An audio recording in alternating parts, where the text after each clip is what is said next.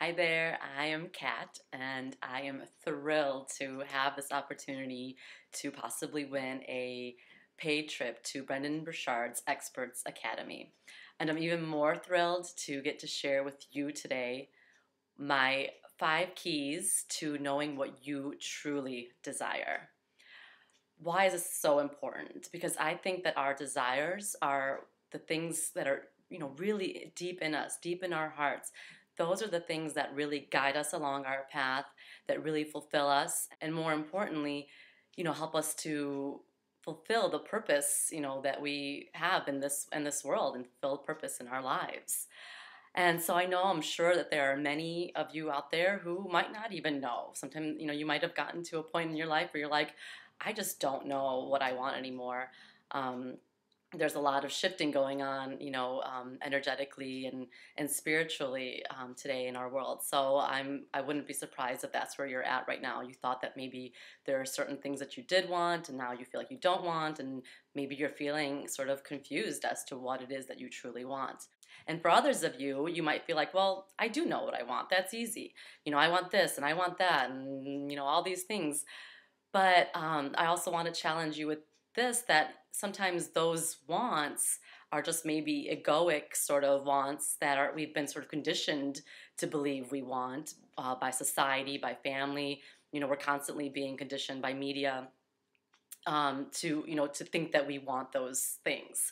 So today we're not talking about that. We're talking about the deep, true soul desires that will help guide your life and help move you forward in a more powerful and confident way.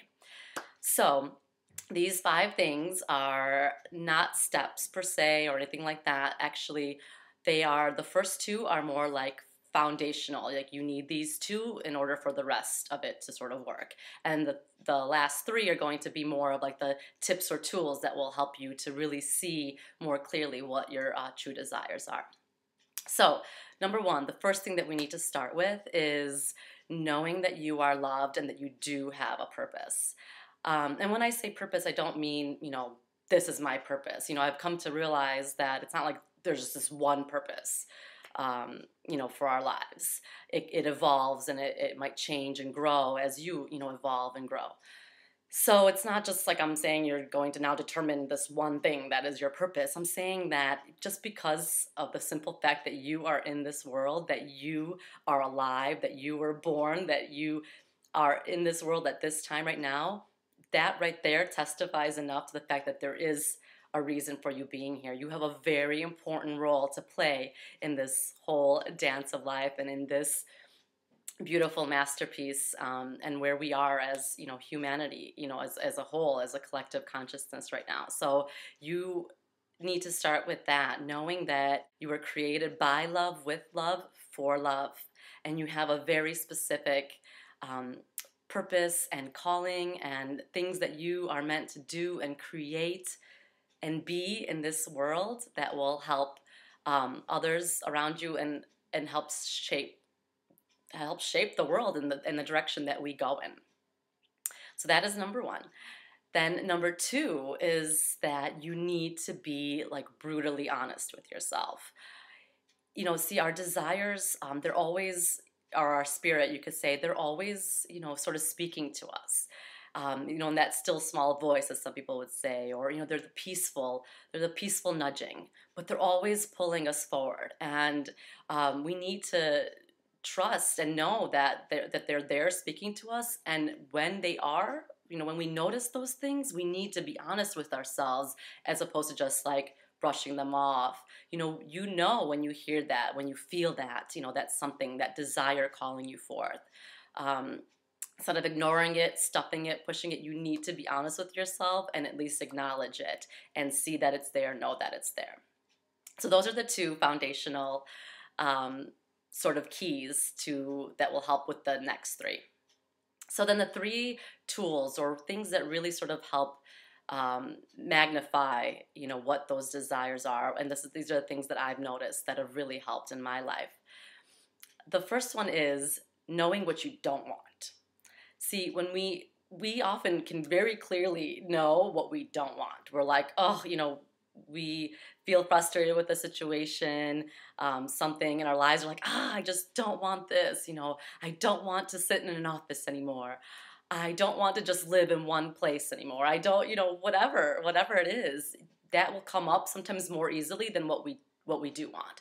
So when you notice what you don't want, instead of staying there, I don't want this, I don't want that, I don't want, it's so easy to just kind of get stuck there. Instead of doing that, take that and go, okay, I don't want this. What's the opposite of that? What would be the most ideal then that's opposite of what I don't want? Take it and just turn it around into something, because if you continue to stay in that I don't want, you're going to continue to attract more of that negative energy, more of that light into your life. So turn it around and just shift your perspective into, okay, this is clear, I don't want this, so that means I do want this. And then be clear about what it is that you do want. And then your energy will just automatically rise and be so much more positive and so much more inviting. The second sort of tool is seeing when we see other people who are doing or being or having what we want to do or be or have. That's again one of the most clear ways that it alerts us to what we truly want to do, be, or have. But what often happens is that when we see that, our ego takes it and turns it into jealousy.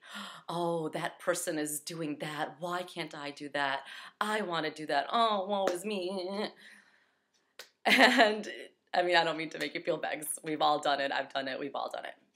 But what's so amazing about that and what's so powerful about that is that actually when you see somebody else doing, being, having it, and there's something in your spirit and in you that notices that, it's alerting you to a desire that's deep within you. So you don't have to, again, turn around that jealousy and go, okay, it's not I'm seeing it and therefore I can't have it because they have it. It's I'm seeing it, and the reason I'm seeing is because something inside me, my spirit is going, yes, this is what I want as well. Not that you want to be that person. That's not it at all. There's just, you'll often see, just whoever people you're exposed to. And now with social media and just the way our world works right now, I mean, we're exposed to all kinds of different people and things and ways of doing things. So when you see something that like makes you get all excited, like somebody just totally in their element, doing something really cool, and you're like, God, I would love to do that.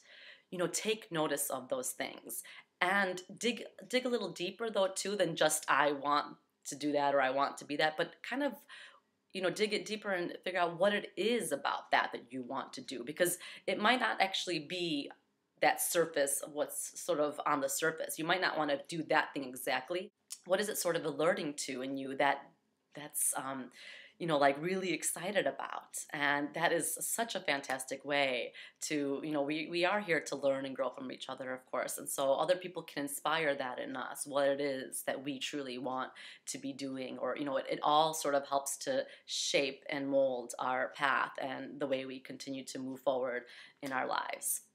And the third sort of tool is asking the question, what would I do if money were no issue? If I had all the money in the world, what would I do?